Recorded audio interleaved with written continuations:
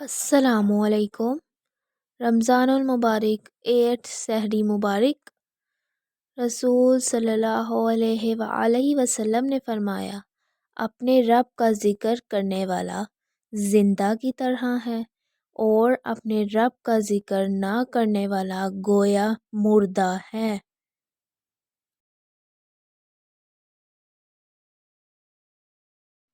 رسول صلی اللہ علیہ وآلہ وسلم نے فرمایا، 3 قسم کے لوگ جنت میں نہ جا سکیں گے: بوڑھا بدکار، جھوٹا حکمران اور متکبر فقیر۔ رسول صلی اللہ علیہ وآلہ وسلم نے فرمایا، سب سے پہلے قیامت کے دن بندے سے نماز کا حساب لیا جائے گا۔